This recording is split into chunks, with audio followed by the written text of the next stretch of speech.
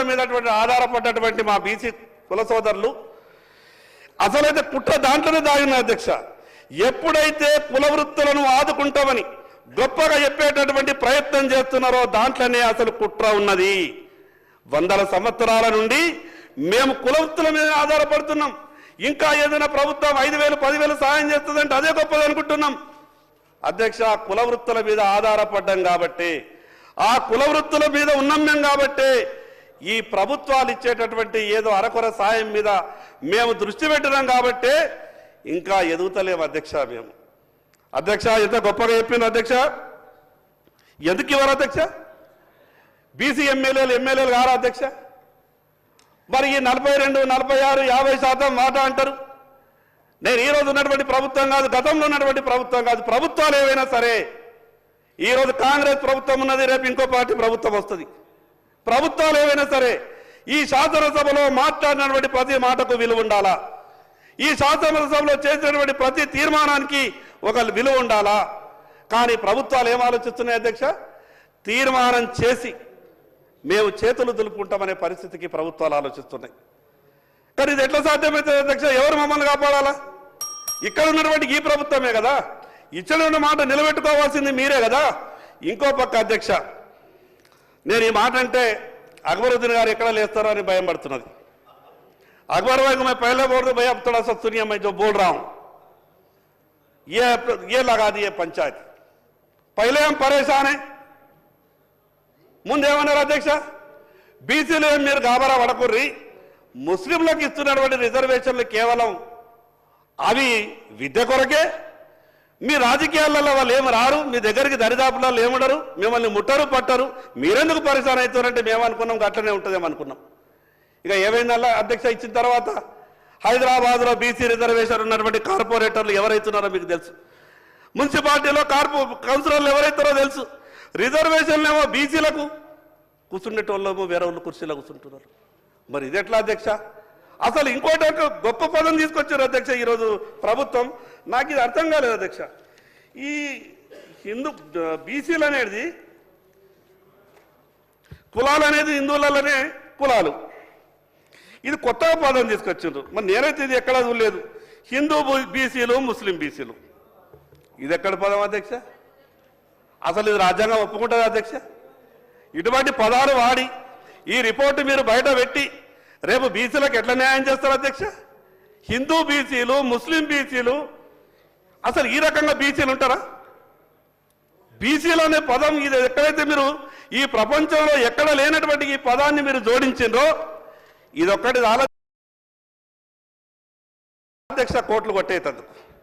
ఇక రావాలి అధ్యక్ష, రిజర్వేషన్లు రావు అధ్యక్ష. కోర్టు ఒక్కసారి హైకోర్టు అయినా సుప్రీంకోర్టు అయినా హిందూ బీసీ, ముస్లిం బీసీ అనే పదం వాడిండ్రు అని ఒక్కసారి మామూలు వ్యక్తి ఒక పిటిషన్ ఎత్తేదారు అధ్యక్ష, వారం రోజులు ఇది కొట్టులు పోతాయి అధ్యక్ష. మరి తెలిసి చేస్తున్నారా లేదా అధికారుల తప్పిదమా? సరే ఇది ఎట్లన్నా కొట్టేసేది కదా, ఇది ఒక రోజుకి అసెంబ్లీకి కదా, ఏదో 4 కాగితాలు పెట్టేది కిరికిరి వస్తుంది, రేపో మాపో ఎలక్షన్ చేయాలని చెప్తున్నారా? మాకు అర్థమైతలేదు అధ్యక్ష. మీ ద్వారా నేను గౌరవ ముఖ్యమంత్రి గారికి విజ్ఞప్తి చేస్తా ఉన్నాను. నేను మొదలు ఒక మాట చెప్పిన అధ్యక్ష, మీరు కామారెడ్డిలో చేసినటువంటి డిక్లరేషన్ వల్ల మేము చాలా సంతోషపడ్డాం.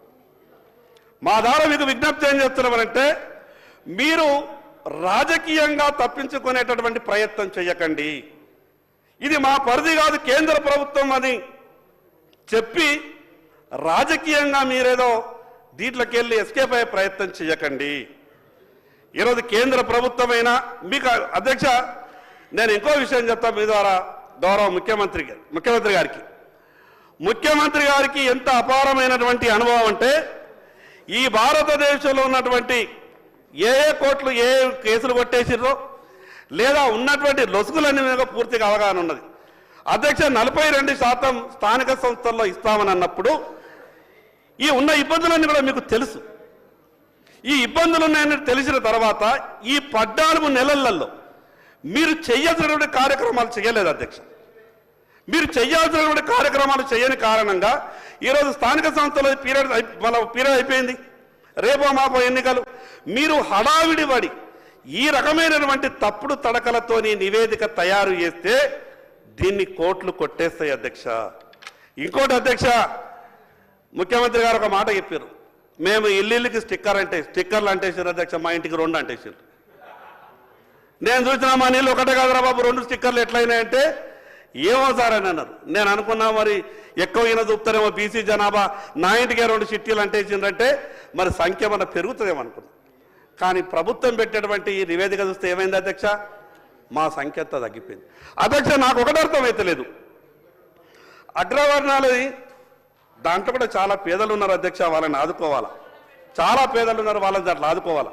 ప్రభాకర్ మీరు మాట్లాడండి. నేను ముందే అధ్యక్ష నేను సభ్యులందరూ కోరుతా ఉన్నా అంటే 1931లో ఒక్కసారి కులకు సంబంధించిన ఒక సమాచారం సేకరణ, అది మన స్వతంత్రం రాకముందు దేశంలో మొట్టమొదటి రాష్ట్రం ఇవాళ ఒక కులానికి సంబంధించిన అన్ని రాష్ట్రంలో ఎవరెంత ఉన్నారు ఏందనే సమాచారాన్ని సేకరించినాం.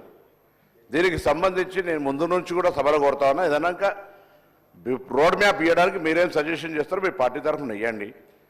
కానీ జనరల్ మొత్తం ప్రాసెస్ని క్రిటిసైజ్ చేసినట్టుగా ఇంటికి 2 స్టిక్కర్లు వేసి ఉంటే ఒకవేళ అటువంటిది నిజమైతే డెఫినెట్లీ ఆ ఆఫీసర్ మీద యాక్షన్ తీసుకుంటాం. కానీ మేము ఎక్కడ కూడా అటువంటిది జరిగింది అనేటువంటి ప్రశ్న కొంతమంది పెద్దలు శ్రీనివాసరావు గారు చెప్పినట్టుగా మా ముఖ్యమంత్రి గారు ప్రకటనలు చెప్పారు, జిహెచ్ఎంసీకి కొంత సంబంధించి ఏం చెప్పంటావు అధ్యక్ష, కొంతమందికి ప్రభుత్వ ఉద్యోగులు అయితే కుక్కలు వదిలిపెట్టిన వాళ్ళు కూడా ఉన్నారు, కొంత నష్టం. రకరకాల వ్యక్తులు రకరకాల స్వచ్ఛంద సమాచారం ఇచ్చినటువంటి వాళ్ళని సేకరించడం. చాలా మంది ప్రముఖులు ఈ రాష్ట్రంలో ఆదర్శవంతం అనుకుంటే వాళ్ళు సమాచారం ఇవ్వలేదు అధ్యక్ష.